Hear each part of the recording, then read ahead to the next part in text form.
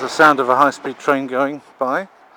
That's your main link between London and Birmingham. That's about half an hour after leaving Euston Station. 32 minutes after leaving Euston Station, to be more precise. And this canal, the Grand Union Canal, likewise links London and Birmingham. Now, if you actually take London and Birmingham, just a shadow of the camera.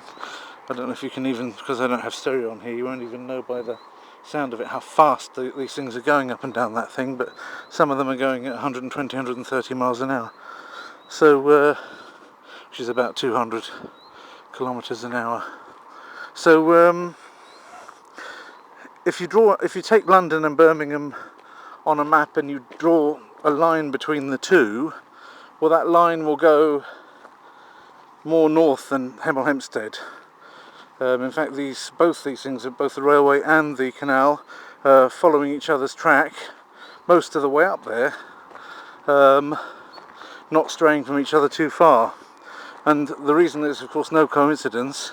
Both early trains, and this is an old railway line, one of the first, and this is an Industrial Revolution canal as well, one of the first.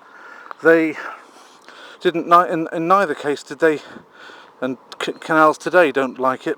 Trains are a bit more able to cope with it, but in any event,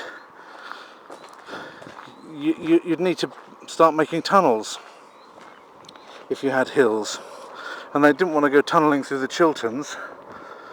Apart from anything else, the chalk was difficult to tunnel through at that time, so they'd have had to just basically, in some cases, what they've done is they've quarried down from the top a cut through the Chilterns at the highest point, but they had to pick the place in which that would be the easiest to do. So they wanted to pick a place where the Chilterns weren't that high, and that was the place south of, I think north of Ivinghoe, but between Ivinghoe and Whipsnade, there was a place where the Chilterns are a bit lower, and that's where both these things go through at the same point, through the Chilterns. So they follow each other's tracks. Even coming out of London, you've got high land around Bushy Heath, which you'd have to go up high land around Hampstead and Bushy Heath to go to get out of London as well. Now, this railway line goes a little bit south of that. The canals go well south of it. But at that point, the canal is well distant from the railway, and then from Watford onwards, they're quite close together the whole time until you're on the other side of the Chilterns. After that, you've got the Vale of Aylesbury and the Vale of Oxford, which is all fairly flat anyway, and they can go as they like then. But in this area, where you've got the Chilterns just starting down there, you can't see them or anything, but the land isn't that flat here, so they prefer to keep those two means of transport at the flattest available part of it, to get from the largest city in London, which is London and always has been since the Industrial Revolution anyway, to Birmingham, which has always been, since the Industrial Revolution at any rate, the second largest city.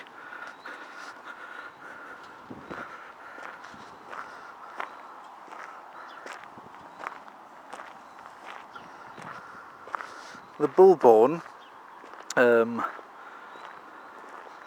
is back now. How it actually, the point at which it re-emerged, but it must have been on this side of when the train track went over, because you've got the Bullbourne as well on this side of the train.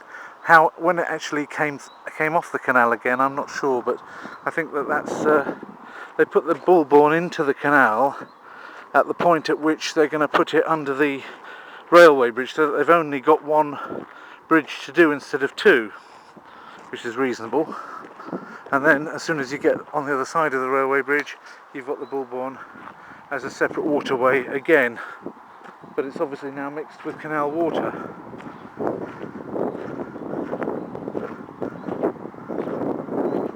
Well, that might be the reason why there's a large dead fish just there, floating in the middle.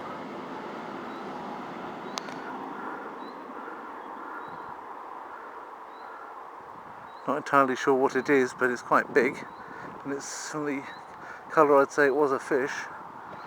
But that's quite shallow, as you can see the floor of it quite easily there.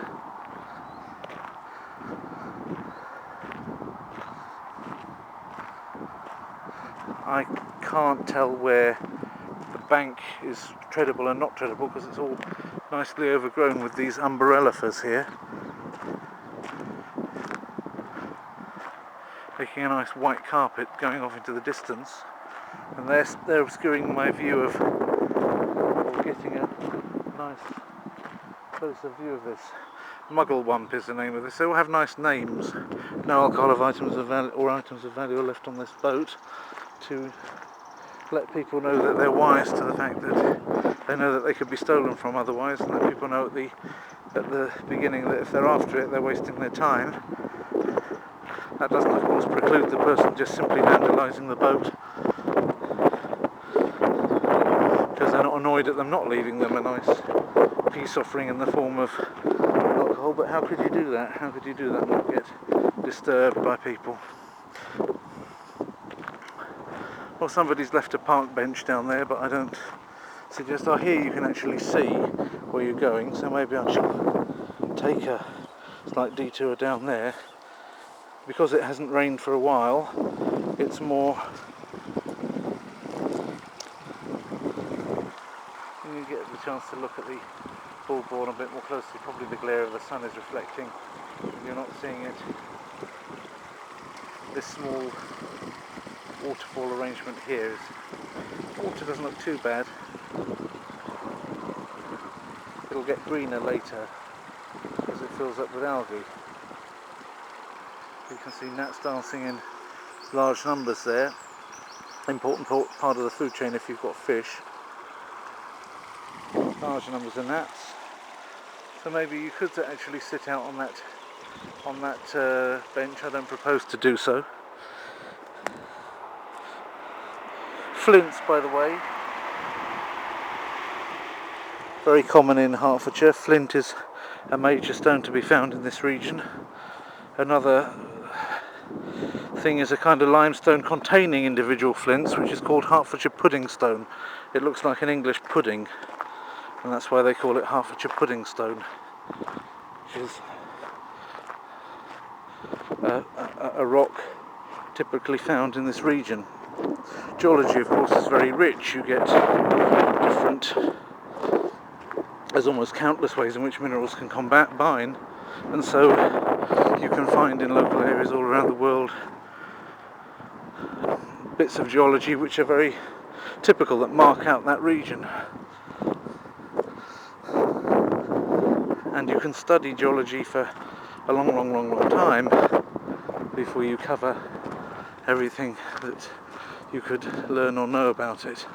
This person appears to have almost boarded off the whole boat with plywood,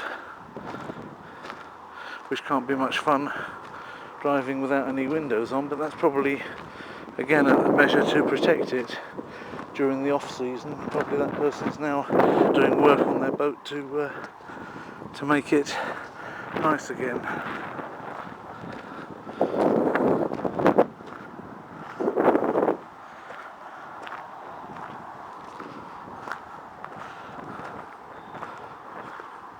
If you paid for mooring, you want it to look nice. So some people that have got paid for moorings that they're using the whole time, they're also decorating the roundabout with flower pots and what have you. Flowers also put on the barges to decorate them.